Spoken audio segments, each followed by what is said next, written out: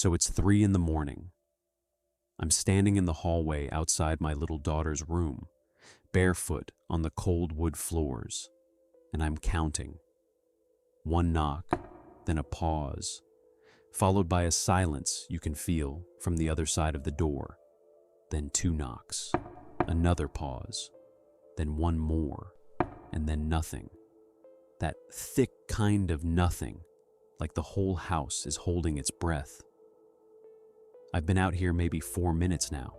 I keep telling myself I haven't gone in because I don't want to wake her. That's not really it. The truth is, I finally figured out what's been bothering me about that sound, and I really don't like it. It's too even, too patient. That's not a kid messing around with a wall. That's a kid waiting for an answer she already knows is coming, and then it comes. Now let me back up and tell you how we got here. Start from the beginning. We bought the house in March. I want to be honest about why. The price looked like a misprint. Upstate New York, Wayne County, a township so small it barely registers on a road atlas. The listing had been sitting for nearly a year. 4 bedrooms, a full cellar, 2 acres, an asking price our realtor seemed almost apologetic about. She said the previous owners had left unexpectedly. She mentioned the county had designated the property as historically significant. We did not ask what that meant. We just signed the papers and started packing. We should have asked what it meant. The farmhouse sits at the end of a dirt lane that forks off the county road and simply stops, as if the land ran out of reasons to continue. 2 stories, white clapboard, gone to gray, a front porch that lists slightly to the left. There are old maples along the south side, and in March, without their leaves, they looked like they were reaching towards something just beyond their reach. My wife said the light was beautiful. She meant the way it came through the bare branches. I remember thinking the shadows were long for the time of day. The first 2 weeks were completely ordinary. That is the most unsettling thing about the beginning of this. There was nothing to flag. We unpacked, argued about furniture placement. The kids quarreled over bedrooms. The house smelled like old wood and something mineral, cold stone, which we assumed was the cellar venting through the floors. The cellar door is set into the kitchen floor, a heavy wooden panel on old iron hinges. The first time I opened it and looked down into the dark, I closed it again almost immediately. I told myself the smell bothered me. That was the first lie I told myself in this house. My daughter chose the smallest bedroom, the one at the northwest corner of the 2nd floor, looking out over the back field. I asked her why she wanted it when her brother had already claimed the larger room. She said the small room had a good wall.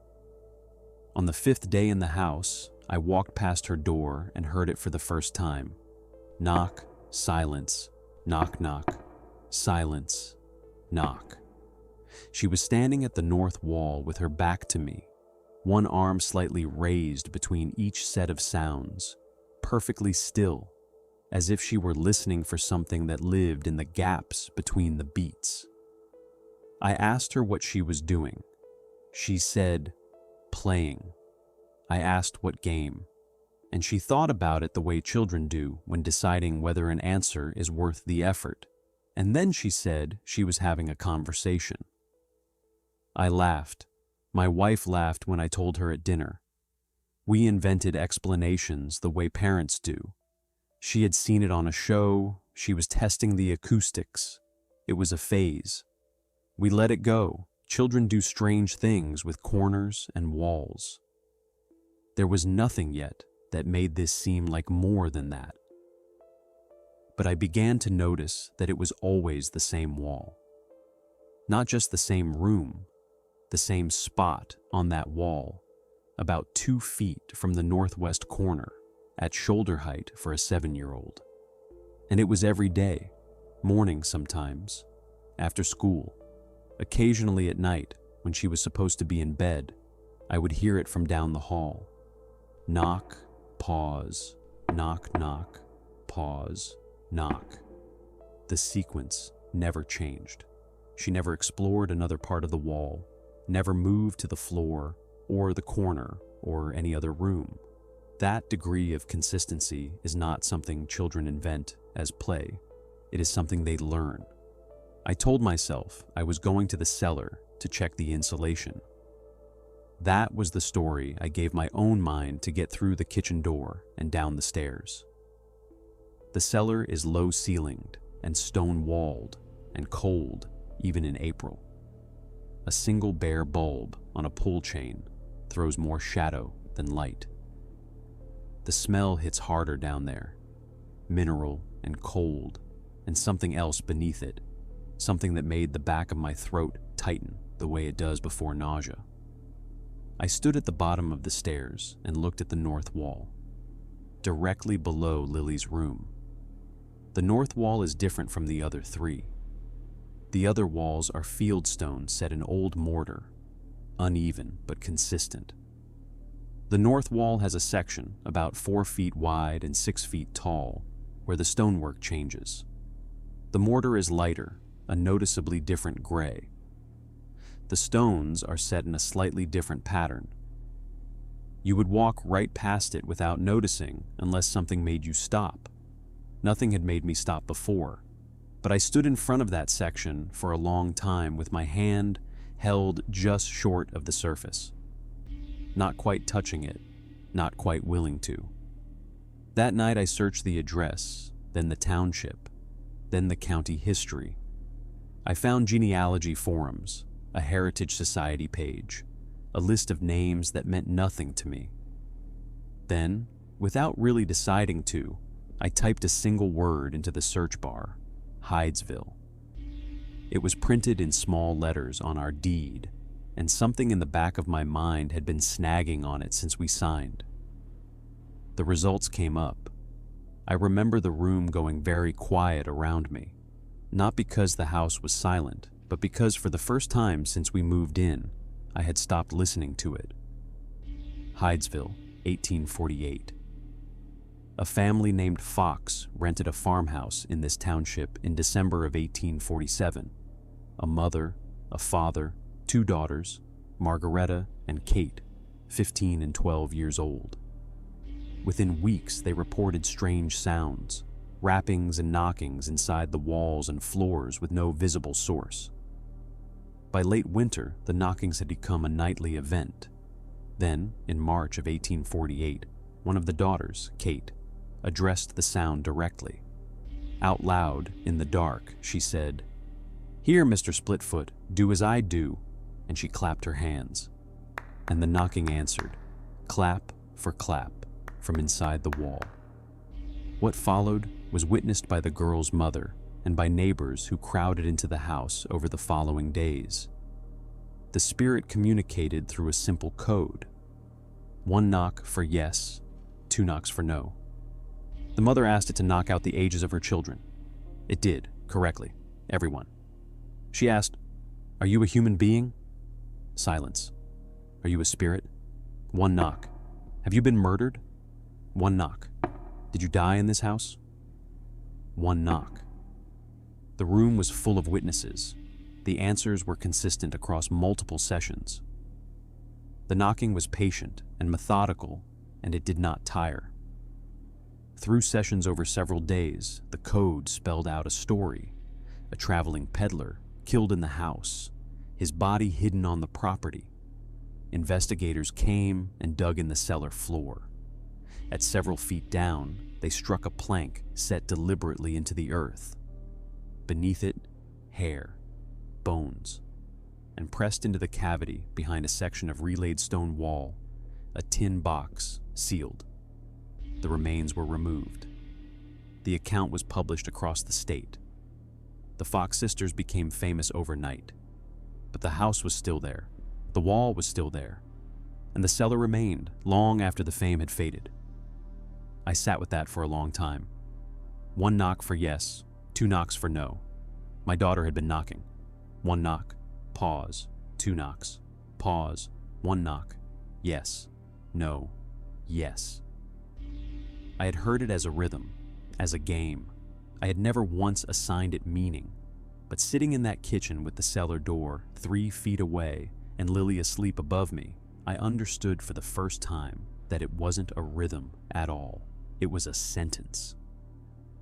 She was asking something through that specific wall in the specific language that had been used in this house before any of us were born. I went upstairs. Lily was on her bed, a book open in her lap, not reading it. I sat beside her and kept my voice even and asked her where she had learned to knock like that. She gave me the look children use when they think an adult is being deliberately slow. She said she hadn't learned it anywhere. She said the wall taught her. I asked what she meant.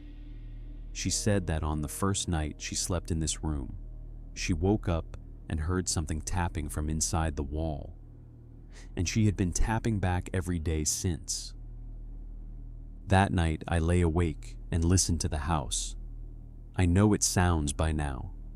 The specific creak of certain floorboards, the tick of the pipes. What I heard at 2 a.m. was none of that. It came from the northwest corner, low and rhythmic and deliberate. I got up, went to Lily's door, put my hand flat against it. She was asleep, just breathing, nothing coming from her room. The sound was below me. I followed it downstairs, through the kitchen, and stood over the cellar door, counting through the boards. 1 knock, 2 knocks, 1 knock. Silence. Then again, it was completely indifferent to my presence. I went down. I told myself I would find a pipe, an animal, anything with a name and a shape. The smell at the bottom of the stairs was worse than before. I pulled the light on. The cellar looked exactly as I had left it. But the room felt inhabited in the way a room feels when someone has been in it without you. Nothing moved, nothing changed, just something different in the quality of the air. I stood in front of the altered section of the north wall and listened. The sound was coming from directly behind it, close enough that I could feel the vibration through my feet. It knocked once from inside the stone, right in front of me. Solid, distinct, not faint or ambiguous. Then twice, then once. I made a sound I cannot describe and pressed my back against the south wall and stood there counting my own breathing. After 30 seconds of silence, it knocked again, the same sequence, and then after it, 3 additional knocks, then a 4th, as if the count was extending itself, as if something had been keeping a running tally in the dark beneath this house for a very long time and had been waiting for someone to come close enough to hear how high the number had gone. The next morning, I drove to the County Historical Society. The woman at the desk recognized the address without me giving her the full number. She said the property came up more often than you might expect. She pulled an archival folder and slid it across without comment. Witness statements from 1848, handwritten, old. There was a detail in those accounts I had not found in any online summary. When the investigators removed the relayed stones from the cellar wall in 1848, the knocking began again from inside. 1 knock per stone removed, as if something in the cavity was counting each one as it came down, as if it had never stopped counting. When I got back, Lily was at the wall. I stood in the doorway and watched without speaking. The sequence was longer now, the familiar 3 beats, and then 5 or 6 additional knocks at the end, slow and deliberate. She paused. She tilted her head, and the wall answered her. I watched it happen. I was 4 feet away and fully awake. The sequence she had knocked came back through the stone, beat for beat, and she nodded. Then she said without turning around, "I know you're there." She was facing the wall. I do not believe she was talking to me. I crossed the room and turned her gently around and crouched to her level. I asked her, in the steadiest voice I could manage, "What are you listening for?" She thought about it the way she does when she already has the answer and is deciding how to say it. She said the man inside the wall had been counting something for a very long time, and that he needed someone to know the number. I asked what the number was.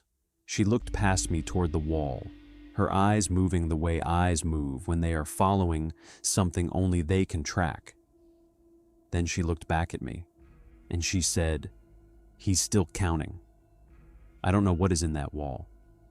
The historical record says the remains found in 1848 were removed and given a burial. I have no way of knowing whether everything was accounted for. What I know is that the knocking has not stopped, that Lily goes to that wall every morning and every evening and conducts her patient, careful conversation, and that something answers her, that the sequence grows longer each week. Whatever is keeping that count in the dark beneath this house has been keeping it since before any of us were alive. If that thought is going to follow you home tonight, then subscribe. There is more of this to come. That's your dose of dread for tonight. Sweet dreams.